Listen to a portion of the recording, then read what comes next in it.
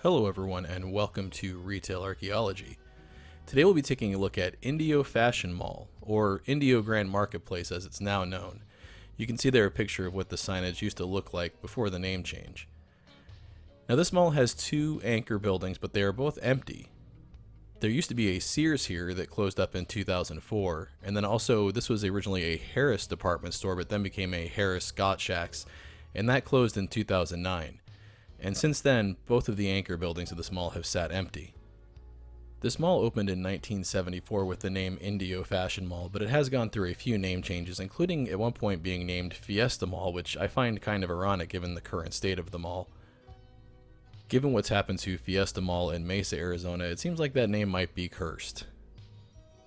Besides a few coats of paint and the original signage being removed for that awful banner, this mall remains largely unupdated. You'll see from the footage here that most of the storefronts in this mall are now empty, and as a matter of fact, there are no national chains left in this mall. The only things that are left are local businesses, mom and pop shops, and things like that. Mark and I stopped here on our way through Indio on our way to Pasadena because we had heard that there was a very dead mall here and we wanted to see it with our own eyes. And I'm glad that we did, because it turns out this mall is actually scheduled to be demolished at some point and replaced with an outdoor mixed-use shopping center. Surprisingly, there still is an arcade here. It's not much of an arcade, but there's a few actual video games in there, not just skill cranes and stuff like that. But as you can see, there's nobody in here playing any of the games.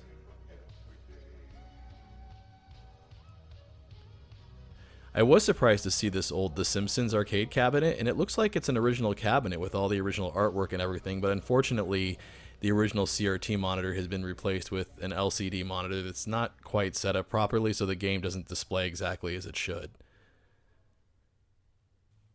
This is actually a better arcade than what I've seen pop up in a lot of dead malls, but it's still not great. I don't think we saw anybody go inside this arcade besides us the entire time we were here. That gate looks like it's seen better days. Now the mall itself is actually pretty small. Besides the two anchors, there's 225,000 square feet of mall space in between there. There you can see a dentist. That's one of the local businesses that has moved in. The mall itself actually seemed pretty clean and well maintained given its age and condition. Man, that tile does scream 1970s though, doesn't it? We were actually worried that this mall wouldn't be open when we got here. We had seen rumors on the internet that it had been shut down completely, but as of now it is still open. Also surprisingly, we saw a lot of for lease signs on the empty shop fronts, even though the mall is scheduled to be demolished, because from what I understand, the final plans aren't concrete. So what they're doing is anybody who currently leases space in the mall, they'll give them preferential leases and treatment once the eventual outdoor shopping center opens, if it ever does. There's actually a mall fountain still here as well in the middle, and it still works surprisingly. And from what I understand, that's been here since the mall opened. A lot of times at these dead malls, the fountains have either been removed or they're shut down. Also worth mentioning, this mall does not have a food court, and there are very limited dining options here. I think we only saw a burrito place and a boba tea place. There were plans to expand the mall in the early 90s and add another anchor building as well as a food court, but those plans were stalled due to the early 90s recession. You can see some of these space for lease signs I was talking about there on the empty storefront on the right. And we're really surprised that they're still trying to actively lease this out even though it's scheduled to be demolished. Like I said, there is plans to build an outdoor shopping center here, but it's not clear if that's ever actually going to come to fruition. It depends on the purchase of a large parcel of land that's next to this mall that the city currently owns, and it's not clear if the current owners are going to be able to purchase that land for the right amount of money that's going to make sense to build another shopping center here. You really don't see that kind of tacky teal and pinkish tile in malls anymore. I was kind of glad to see it here. Seems like most malls have ripped that up and updated it at this point. I really do think there were more employees in this mall than there were customers. You can see a maintenance worker there polishing the tiles. It seems like they do a good job of keeping this place fairly clean though. A lot of dead malls that I've been into that are in this kind of shape have really started to fall by the wayside as far as maintenance issues and cleanliness go. There were also a lot of empty kiosks throughout the mall, but there were a few open ones too. I believe there was a phone repair place. I think that's it. All the way across there you can see the main entrance to the mall. There are other entrances, but they've all been chained and gated shut. And this center point of the mall seems to be the busiest area, but once you go down either of the corridors towards the empty anchors, it just really dies off. Now, from what I read, the reason why the mall name was changed from Indio Fashion Mall is it became really hard to call this a fashion mall when there were no national chains left in it. There were plans again in 2003 to try and expand the mall, but those were stalled by the departure of Sears in 2004.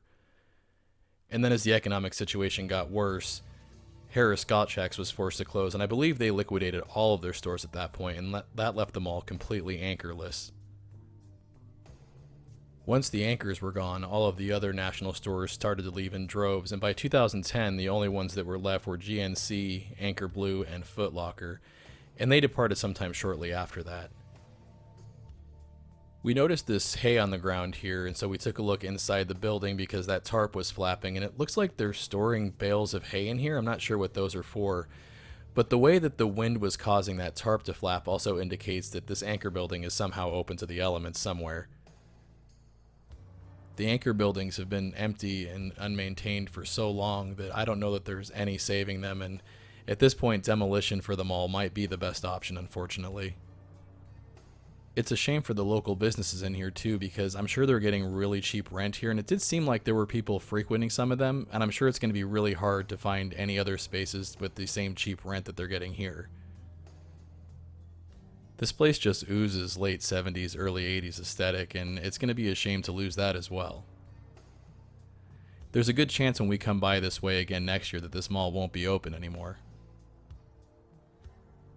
That checker print flooring really caught our eye. I wonder what used to be in there. Something else that was nice to see is there was some neon signage still left up in this mall. You don't see a lot of neon signage in malls anymore. There's some more neon signage on the optometrist there. I think one of the things I love about dead malls like this, especially the unupdated ones, is it really is like stepping into a time machine or a time portal. And it's not hard to imagine what this place looked like when it was busy and bustling with customers in the 80s. It looks like that place on the left may have been a dollar store at one point based upon the bust of George Washington on the columns.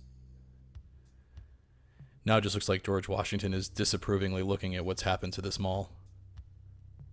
This is normally the point in the video where I would ask you to share any memories of shopping at this mall with me down in the comments, but unfortunately YouTube has actually disabled the comments on my videos because my kid has appeared in a few of them, and that may still be the case when you're watching this, so the best way to share those memories with me is probably on my Twitter account, and I'll put a link down there at the bottom.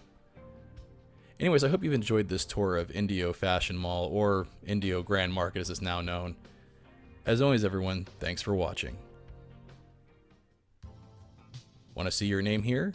Head on over to patreon.com/retailarchaeology to find out how you can help support the channel. Hey everyone, thanks for checking out my video on this neat little dead mall in Indio, California.